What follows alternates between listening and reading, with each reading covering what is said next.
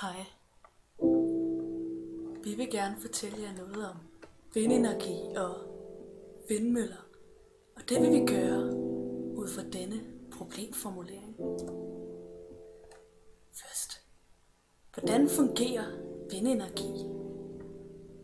Hvilke argumenter er der for at stoppe opførelserne af vindmøller? Og hvilke er der for at fortsætte opførelserne? Og hvorfor er produktionen og etableringen af vindmøller blevet dæmpet siden 2004?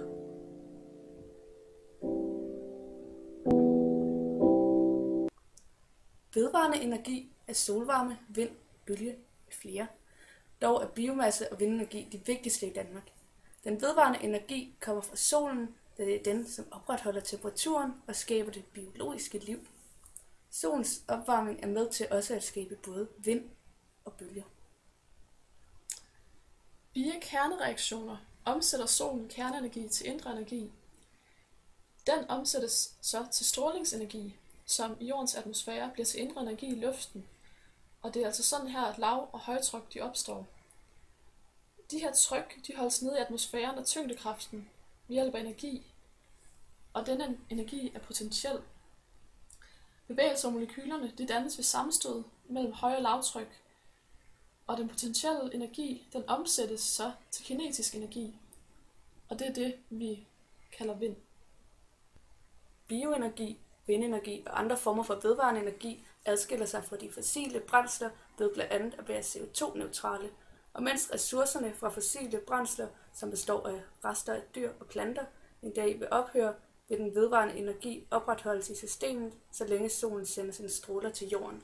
Derfor er vind, der som sagt skabes af solen, også vedvarende energi.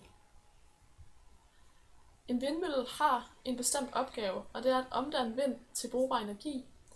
Og denne operation går direkte ud på at omdanne den her kinetiske energi i form af vind til elektrisk energi, som så vil kunne anvendes til forbrug.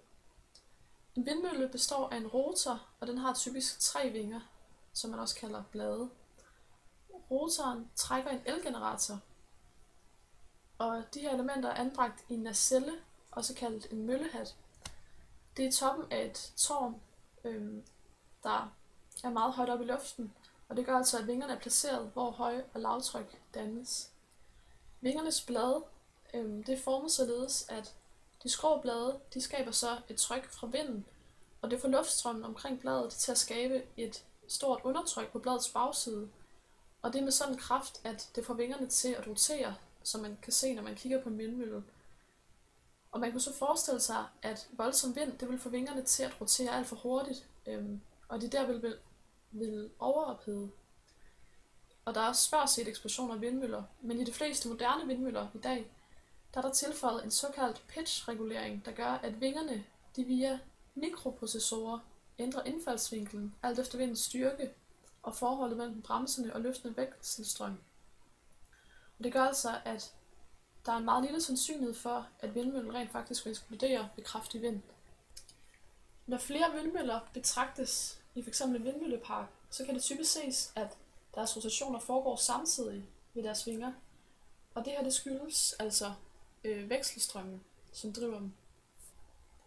Luften, som vindmøllens vinger opfanger, er cylinderformet.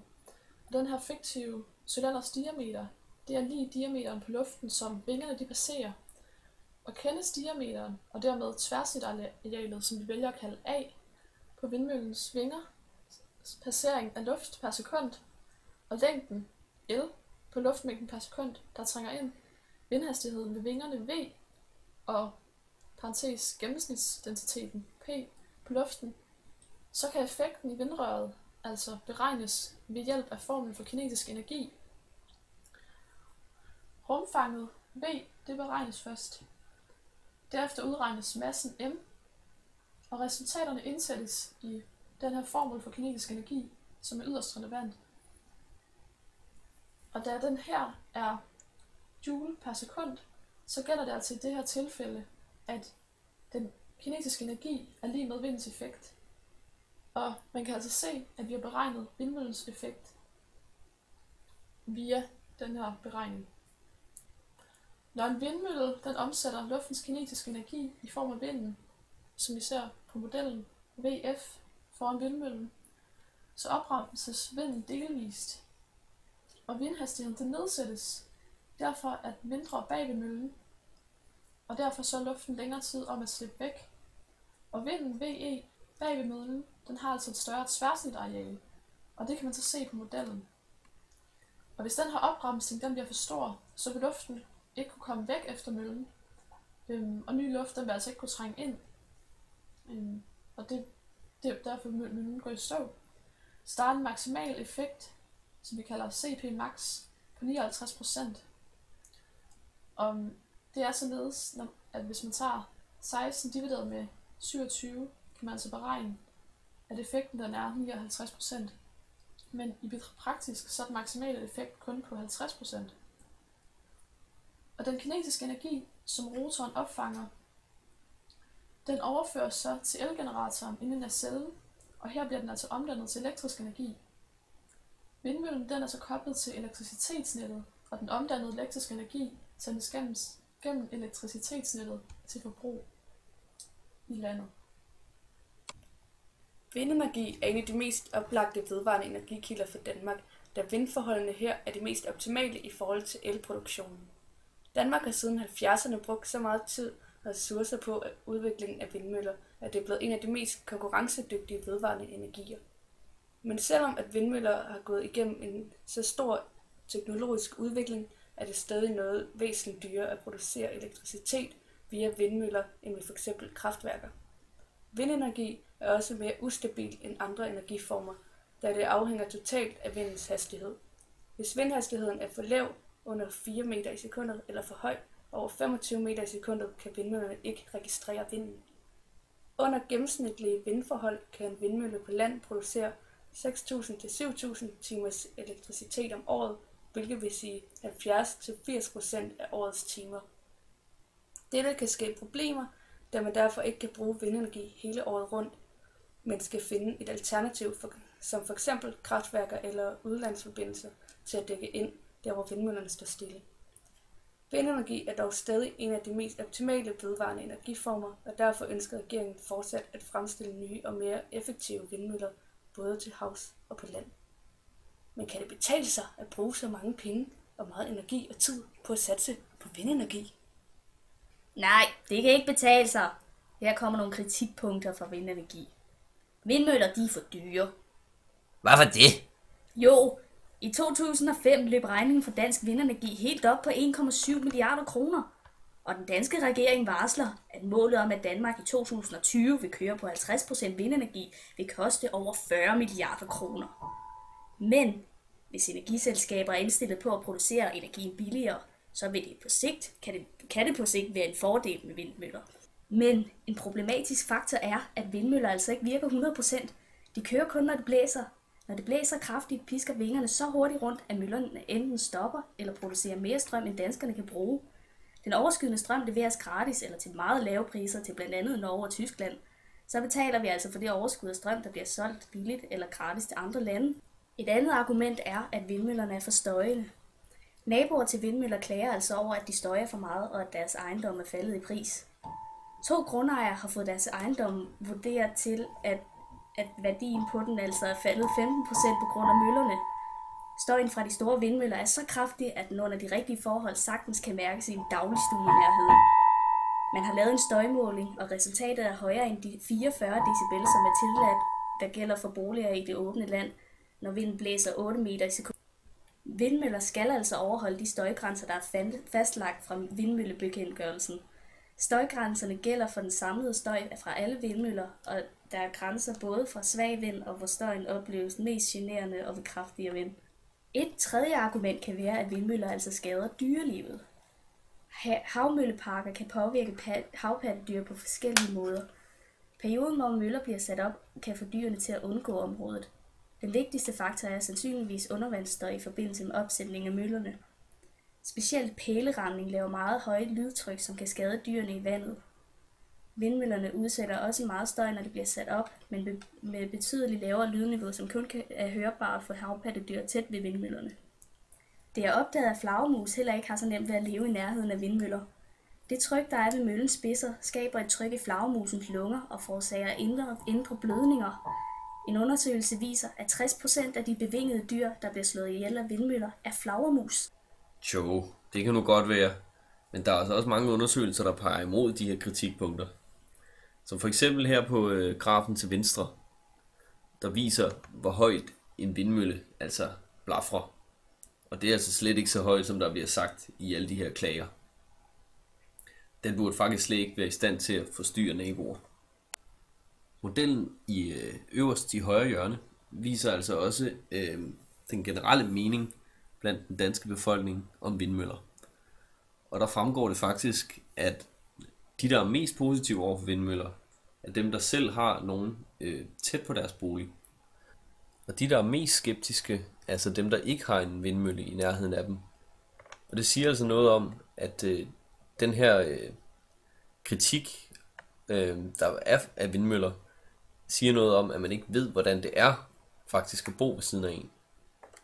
Og desuden er der også klare regler for og hensynstagen omkring, hvor tæt vindmøller må ligge på naboer med hensyn til skyggekast på landmændenes marker osv. Og argumenterne omkring, at vindmøller er skyld i mange dyrs død, er også forholdsvis lette at modsige, da undersøgelser viser, at langt flere dyr dør ved kollision med biler, tog, bygninger osv. Naturligvis vil der altid være enkelte tilfælde med utilfredse naboer, men grundlæggende kan vi altså konkludere, at det ikke er befolkningen, der er en stopklods for, at vindenergi skal udvide sin betydning for Danmarks samlede energiproduktion. Meningsmålingen nederst til højre viser også, at langt størstedelen af den danske befolkning mener, at der i fremtiden bør satses på bæredygtig energi med vindenergi i spidsen. Derfor må forklaringen altså ligge et andet sted. I 2004 var regeringen imod, at der blev produceret og opstillet vindmøller i lige så høj grad som tidligere. At energien skulle koste endnu mere og dermed være en byrde for de danske virksomheder og borgere. Når Finansministeriet lægger en plan for, hvilke energikilder de skal prioritere og hvilke der er mest rentable, bruger de en diskonteringsrente til at beregne, hvad de kommer til at koste for samfundet og hvilke konsekvenser det har at etablere dem. I Danmark brugte Finansministeriet en diskonteringsrente på hele 6%, mens andre lande som Tyskland og England brugte renter på ned omkring de 3%. Finansministeriets udregninger fik vindenergi til at se dyrt og ikke rentabelt ud i forhold til kul, som kom til at se højere grad rentabelt ud. Det skyldes, at vindmøller er forholdsvis dyre at producere, mens kulkraftværker ikke koster meget at bygge. Finansministeriet blev hårdt kritiseret for den høje diskonteringsrente, der gav en stor misvisning, og de endte med at skulle lave deres rapport om. Herefter gik der meget lang tid, før de endelig fik lavet deres udregninger om, og de blev hårdt kritiseret for nøl. Det er især påfaldende, at denne tabel over ny vindenergi etableret i Danmark fra 90 til 2006 viser, at ved regeringsskiftet i 2001 fra socialdemokratisk til konservativ regering var der et enormt fald i etableringen af nye vindmøller. Denne undersøgelse viser, hvor hurtigt de forskellige vindmøllemodeller indtjener sin egen fremstillingsenergi. Det gør de alle forholdsvis hurtigt, men når den nye regering siger, at de vil indføre, at 50% af landets energiforbrug skal dækkes af vind i 2020, kan det godt være en anelse urealistisk alligevel. Som tidligere nævnt kan det være farligt at satse for meget på vindmøller, da de kun producerer energi, når det blæser, og hvis man i en periode ikke producerer nok, bliver man nødt til at købe dyr energi udefra, også selvom vindmøllerne indtjener sig selv forholdsvis hurtigt. Finanskrisen, som brød ud i 2008, spiller også en rolle. For det første har den gjort, at vindenergi er blevet nedprioriteret i forhold til andre økonomiske henseender, og for det andet kan man ikke købe dyre havvindmøller, hvis man ikke har penge til det på stående fod. At Danmarks vindenergis udvikling er faldet, er et spørgsmål om i hvert fald to ting. Det er tydeligt, at en regering har mulighed for at manipulere med, hvilket lys vindenergi sættes i. Som sagt ønsker konservativ ofte, at borgere og virksomheder er fri for at betale mere for energi. Derfor bruger knæ som høj diskonteringsrente og nøl. Mens socialdemokrater kan have tilbøjelighed til at have for høje ambitioner, end økonomien kan overkomme. Finanskrisen, som brød ud i 2008, spiller som sagt også en vigtig rolle. Den har medført, at vindenergi er blevet nedprioriteret og svært at finansiere.